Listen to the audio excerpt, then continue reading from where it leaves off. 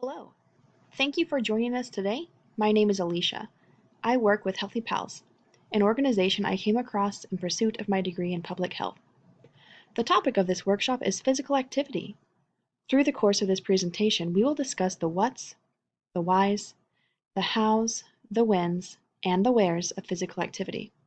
This will take about 10 minutes, including reflection time. You will want to make sure you have a pen and paper on hand for any notes you may want to take. Let's go ahead and get started with the agenda. I have attached the agenda below if any of you would like to print it off and follow along. We are going to start with a brief introduction to Healthy Pals. After that, we will cover what exactly is considered a good amount of physical activity. Next, we will go over why physical activity is important, followed by different ways that you can increase your physical activity. Next, we will cover when the best time is to be physically active, followed by where you can be physically active. Ideally, you will leave this workshop with the knowledge and desire to get out there and get moving. Okay, so what is Healthy Pals? Well, we are primarily a nonprofit. We were created in Washington State with the goal to help increase physical activity across all people. While we were created independently of any government organization, we do frequently partner with local health departments to make sure we do what's best for each and every community. There are a couple of things about our program that are kind of unique. The first one is we follow the tried and true buddy system method. Science has shown that behavior change is more likely to occur when people have social support. Not everyone has that for one reason or another. At Healthy Pals, we match up members of the community who are interested in increasing their physical activity together. Next, we offer participants daily text reminders to get moving. Sometimes you get busy and you forget. It happens to everyone. Frequent reminders and social support are the foundation of our program. Now, what is a good amount of physical activity? Healthcare professionals recommend 150 minutes per week of moderate physical activity. Moderate activity is simply activity that gets your heart rate up, and that's important to remember. We will cover it in just a minute. But first, 150 minutes. If you divide that by 7 days, that's only 22 minutes a day. 1/4 of Americans are not meeting that goal. Now, this is not unique to our nation. This statistic is pretty similar in most nations across the globe, which is sad because it's something that can be changed and has a huge impact on physical health.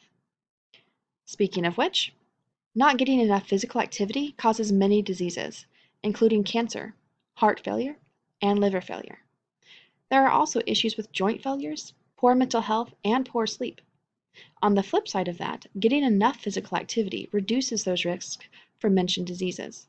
It reduces your levels of stress by better enabling you to handle them on a daily basis. It improves your mental health, reducing the risk for depression and anxiety. It also improves your capacity to think. It helps you to think more clearly and remember things more easily. It also improves the quality of sleep that you get. Physical activity improves your mobility, which is your ability to get around. Lastly, it also improves your energy levels. I know that sounds a little backwards since physical activity tends to make you tired, but as your body gets used to it, you will find that you have more energy than before as your body becomes more capable. Now let's move on to the hows. A lot of people look at physical activity and think, I cannot go to the gym for an hour lifting weights, it's boring. And you know what? For them it may be. Lifting weights is not for everyone. Some like it, some don't. Thankfully, that is not just how physical activity has to be. You may recall when I defined moderate activity as activity that increases your heart rate. That's the key point here, to get your heart rate up for at least 22 minutes a day. This can be done by walking. If you haven't really participated much in physical activity, you might need to start with a slow walk. If you're a little more capable, go on a fast walk. You can go hiking. It doesn't have to be up a mountain. You can take trails by the river. You can go dancing. Not necessarily in nightclubs, although that's fine too, but just dancing at home works. Now, this one really surprised me when I first heard it. Vigorous chores. That's right.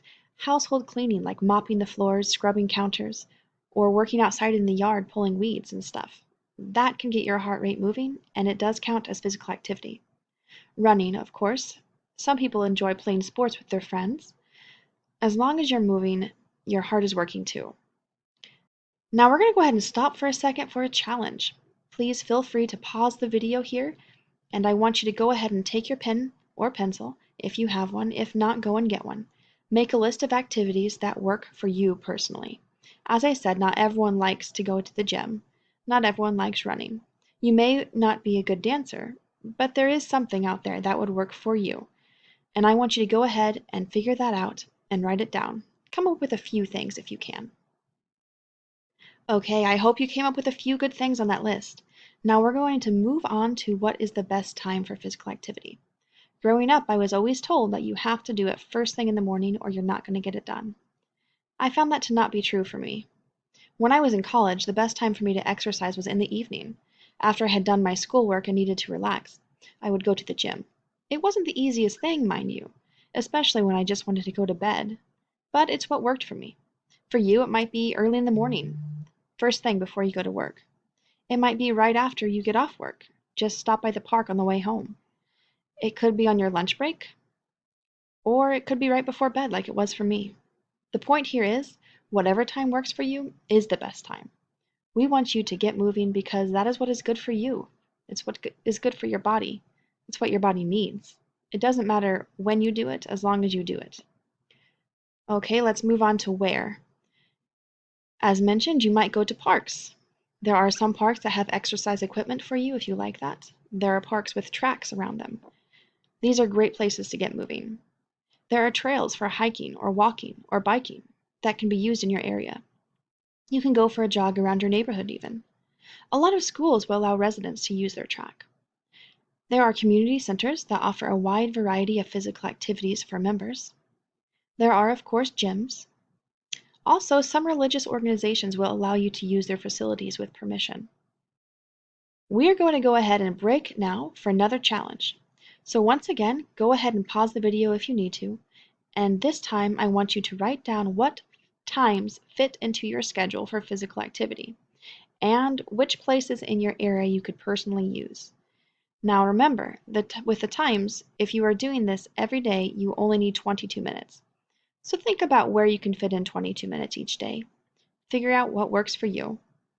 If you have to look up your area to find places, go ahead and do that. Just keep in mind, you need to pick some place you will feel comfortable going and that you will have access to. All right, I hope you found a few good things to put on your list. Now to wrap this up, again, you only need 22 minutes a day of moderate physical activity. Doing this has so many benefits. I didn't mention it before, but the lack of physical activity is a contributing factor to 6 of the top 8 causes of death across the world. So it literally saves lives to exercise. Start small. Anything is better than nothing. You don't have to go run a marathon today. You don't have to run a marathon ever. Start with what works for you and build your way up. Next, there is not a set time, place, or way to exercise. You do what works for you. Just find what works and stick with it. Now for one more challenge before we go. I want you to schedule a physical activity for yourself. Include what activity you will do, where you will do it, and when you will do it. Also, try to think of someone that could go with you for support. It doesn't have to be someone you've met through my program. You can go with a friend. You can go with a family member. If you can't find anyone, feel free to check us out online, and maybe we can find someone to help you. Thank you for listening to this workshop. I hope that you have learned something, and more importantly, I hope you feel invigorated to get out there and get moving again. My name is Alicia with Healthy Pals. I hope you have a great day.